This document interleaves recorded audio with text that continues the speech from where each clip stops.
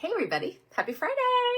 It's Megan, and if we haven't met before, I'm really glad you're here. I am a life coach, and I help women who are stressed out and anxious start to calm down their bodies so that they can think clearly, and they start to feel more confident, and then they start going after all the things that they've been missing out on because they've been too stressed out and anxious. So today I want to tell you a little story about this week's podcast episode and about clutter. So before we do anything, I just want you to take a look around and look at where you are sitting. Like, I am in my downstairs office bedroom.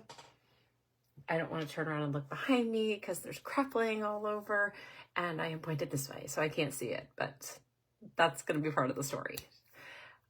This week's podcast episode was actually about clutter, and how the whole podcast episode started was me sitting in my kitchen thinking, okay, what do I want to do a podcast episode on? And it was like there were dishes that I hadn't done. I hadn't unloaded the dishwasher. There were like dirty dog paws on the floor, and there was a stack of old mail, and there were just like things like crumbs on the counter from where one of my kids made peanut butter bread, something like that. And all of it was driving me crazy. And I'm like, I don't even know. I can't even come up with a podcast episode this week. And so I got up, I said, forget it. And I went over and I started cleaning up the mess. And it dawned on me while I was cleaning up the mess that I was like, oh, this would be a really great podcast episode. So I decided to talk about how much clutter steals your ability to think, stresses you out. If you're like me, it makes you grouchy with your kids, grouchy with your dogs, grouchy with your husbands, grouchy with yourself. It can make you self-critical, and it really just increases your stress and anxiety levels across the board. And I'm not just saying, like, this isn't just a me thing. This is a scientific proven thing that especially women who are around clutter, we get more stressed out and more anxious. The reason is because your brain likes order. It likes things to be predictable because remember, anything new or unpredictable, your brain says that's dangerous. And when it makes you feel like things are out of order, unpredictable, or dangerous, your brain goes into or your body goes into this low level fight or flight situation. And when you're in that situation, your brain doesn't think clearly. So cleaning up the clutter gives you a sense of control. It makes you feel like everything is coming back into order because it is, because sometimes just putting dishes in the dishwasher makes a huge difference. Sometimes just putting the laundry, like taking the laundry off the floor and putting it in the dirty clothes pile makes a huge difference. Those little things gives your brain the predictability and the space that it needs to be able to think clearly. And then you're not as stressed out and anxious. So when I said take a look around and see what's going on, I can see that my son is moving some things in. He's in the process of moving again. So he has some things that he is moving from place to place. And this is his bedroom. That is my office when he's not here. So there are some things that are cluttery in here, and I'm just not going to look at them. And I'm going to go back to my kitchen after I'm done recording this. But if you notice that your desk at work, for example, is cluttered. Let's say you've got piles of things sitting there and you're like, oh my God, I'm having the worst day ever. I'm going to make a suggestion. What if you chose to just clean up those piles off your desk before you did anything else? Take 10 minutes and file the papers or set them in a place where they're not grabbing your attention all the time. If you can declutter that, that's going to give you the space inside your brain to focus on the things that you need to do instead of making your brain feel like there's too much chaos around and you can't organize it. So I'm going to pick on my youngest son for a little bit here. I did a bad mom thing this morning, and I woke him up and was like, dude, there are candy wrappers on the floor and there's laundry on the floor and it is a cluttered mess in here. So of course, because my brain has been mostly focused on talking about clutter this week, I was really quick to jump on him. I swear I almost shouted a statistic at his head when his eyes weren't even open. That would have been not very nice, but I almost did. I didn't. But he's like, Mom, I like there's nothing wrong. This doesn't bother me. So if you fall into that camp where you're like, okay, you know what? I don't mind my mess. I know where everything is. I can have stacks of papers on my desk and I know exactly where the paper is. I totally believe you.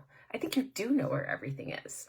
I also know that even though you know where everything is, having those stacks around, even if your brain functions better in that kind of environment than maybe somebody who's more sensitive to the things that are around them, it still raises your overall stress and anxiety levels. It just does. So by taking the time to clean those things up before you try to do anything else, you're going to save yourself time on the front end for the things that have to happen later. Now you might be thinking, okay, but you haven't seen my house. Like, my pantry is a disaster and there's laundry everywhere and I need to oh my God, you should see the garage or you should see the basement. I get it. And so there are two camps here. Some people will look at all of the things and they'll rage clean. I would fall into this camp probably. On those days, you'll be like, I'll go in and I'll empty half the junk drawer and then I'll get sidetracked and I'll do half the pantry and then I'll do half the laundry. Stop. The other camp is I'm so overwhelmed, I'm not going to do anything camp. This isn't usually me. I'm usually an action taker, especially when I'm in a stress response. I'm a doer. So if I am overdoing, it's usually because I'm stressed out, and the more I do, the more stressed I get. So let's just pause right there and say, you don't have to do it all right now. My challenge for you today, or maybe over this weekend because it's Friday, is to just choose one thing. Not all the things, because when you do all the things, again, you're overwhelming your brain. It's too much. So what we're going to do is we're going to choose one thing to work on. So that might be the junk drawer. Maybe you've got a drawer full of pens and erasers and random reading glasses or whatever else is in there. I mean, junk drawers are full of junk, charging cords and snacks and crumbs and sticky notes or whatever's in your drawer. Maybe that's the only thing you tackle. Great. After you tackle that, what I want you to do is I want you to take a minute and I want to give yourself a chance to celebrate. Yes, actually celebrate. And so maybe you just do a little dance in your kitchen and you're I cleaned out the junk drawer and you're super proud of yourself. Great. I used to think that we celebrated way too many things and way too much. This was several years ago. I'm why do we celebrate everything? Can we just stop having a party for every stupid thing that happens? But I realized that this was actually really beneficial and necessary, not because we need to have a lot of stupid celebrations, but because your brain, when you celebrate intentionally for doing something as simple as filing papers, it gives you a little hit of dopamine. And this is the best way to make new habits. It's also the best way to motivate yourself to do more. So you're going to give yourself a little celebration as soon as you finish taking the expired food out of your pantry, or you clean up the junk drawer, or you do a load of laundry. You celebrate, whatever that looks like. Maybe it's really great music. Maybe it's a little dance party. Maybe you get 5 minutes to scroll on Instagram, whatever it is. Give your brain the dopamine that it wants and watch how much happier and relieved you feel after just one project. And you might actually have the motivation to do another project, maybe not the same day. So if you go to the post where my podcast is listed this week on this page, you'll find that inside that, it's basically my email that I send out every week, that there's a link in that email to my declutter guide. It's a 30-day declutter guide. It has one thing every day for 30 days. I will also post the link to that guide there. It's free. You just sign up. Not only will you get the guide, but you'll get my weekly emails. So you'll get to know all the good things about how you can start feeling less stressed and anxious. When you declutter, you're giving your brain a break. You're giving your body a break.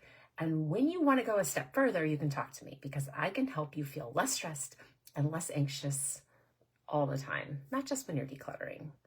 When that happens, you start to feel confident that you're oh, wait a second, I really can manage this. I really can do these things that feel really big and scary to me right now. Whether it's because you have a lot of clutter or because you have a lot of thoughts about what people think about you, or you want to do something you've never done before and it's scaring the bejesus out of you, all of those things start coming to line and you start having fun with it, fun with your life again.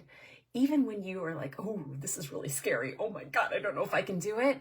You're going to find out that you can, and I can help you get there. My messages are always open. You can send me a message and just say, tell me more about how you can help me. And we'll set up time to talk on the phone. We'll talk for about an hour and you can decide, you'll find out what you're doing now that's helping, maybe what's making it worse, and we'll come up with a solution that works for you. So I will talk to you about that, about coaching, when you message me. And in the meantime, I would love to know what you declutter this week.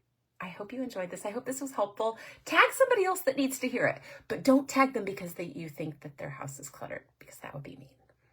But if there's somebody else that struggles with this, let them know. Share this video with them. Thanks, guys. Have a great weekend, and I'll talk to you next week. See ya.